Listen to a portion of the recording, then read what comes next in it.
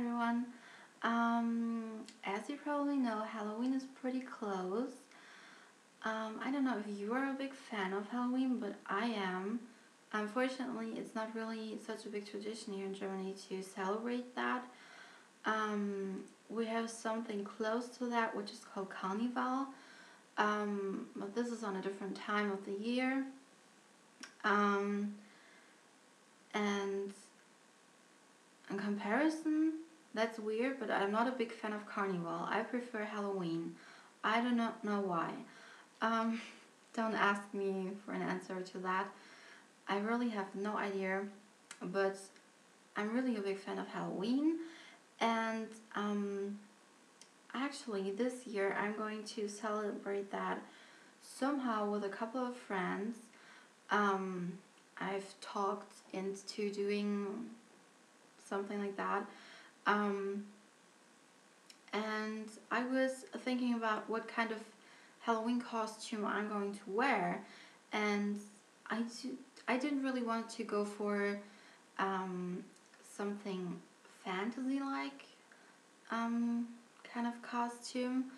I like fairies and I like princesses and witches. This is what I always wanted to be when I was little, but I wanted to do something different, and I came up with the idea of doing an Alexis Carrington Halloween costume, like the mean women, the beast from the soap opera Dynasty.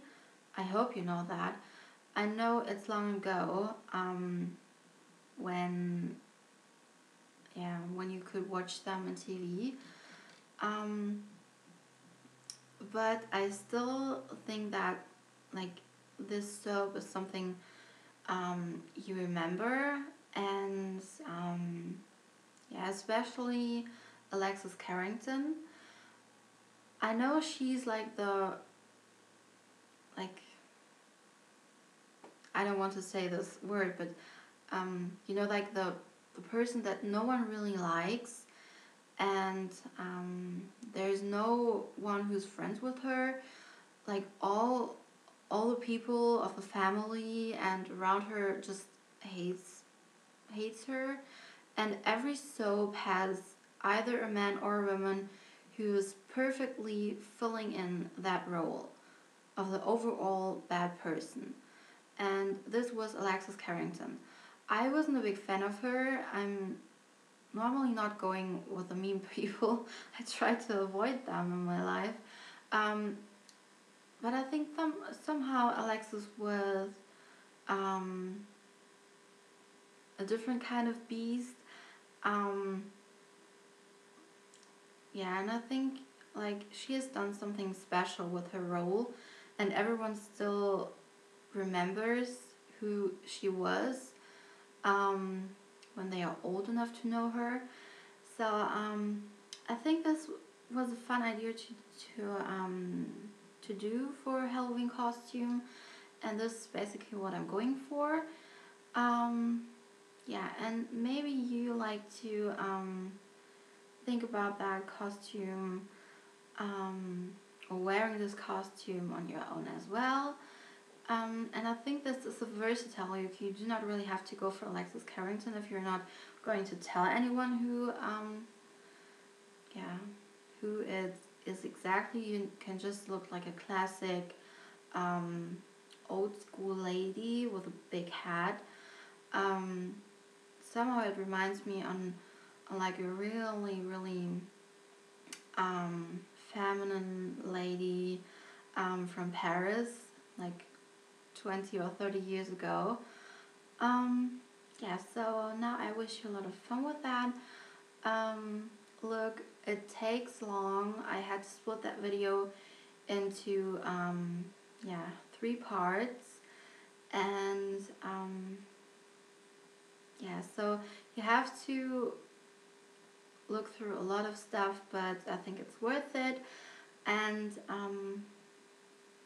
just one more note. I'm going to write a blog post on my blog where you can see exactly what all the products are named like, what they are called, which I've used for this look, just like a little summary.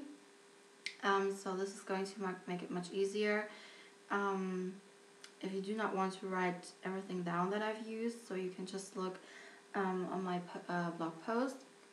I'm going to give you the address in the description bar down below, and if you want to see the colors that I've used for this look, especially like when it comes to the eyeshadows, then you can also find them on my blog, and I'm going to add the address to my eyeshadows on the blog as well in the description bar down there. So yeah, let's have fun with this look, play around a little bit, and let's get started.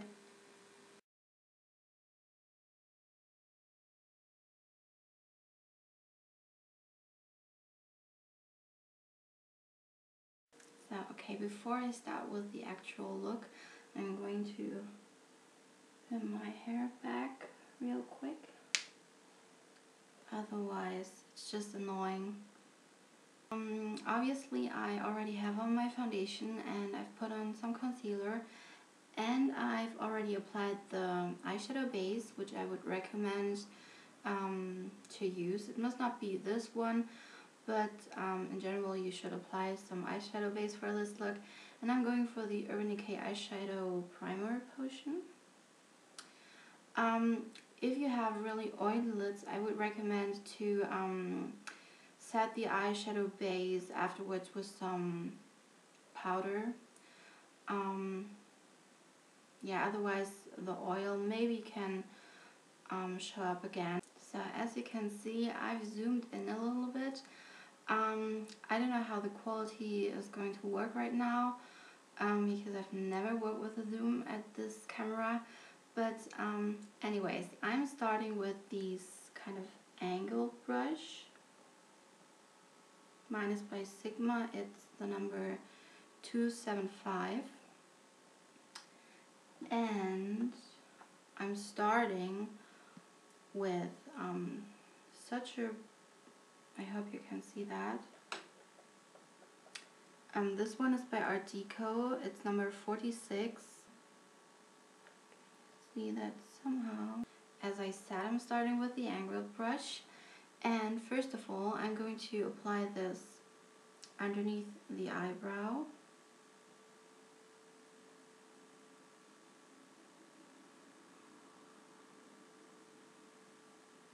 As you can see, and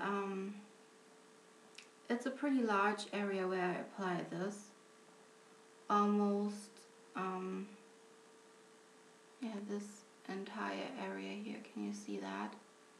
Normally you would just do this like right here, but I'm going through all this. And I'm already going to apply this to the inner corner of my eye.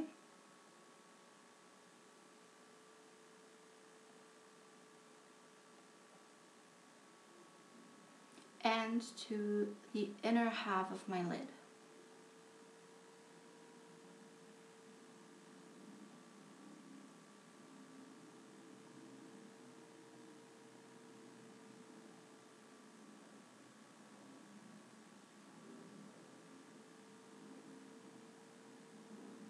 So in the picture I'm using for my inspiration, Alexis is wearing a very intense purple color, and I'm going for this one. It's the number 287, also by Art Deco. It's a duochrome color, that means it's iridescent. For the next step, I'm going to use, where is it? I have to search for the right brush. I'm using this one. It's just a little baby one I got as a sample, but it works pretty good for this step. It's also by Sigma. It's the 217. I think it's also called a blending brush, but it's still pretty thin in comparison to the others, and it is pretty large at the top.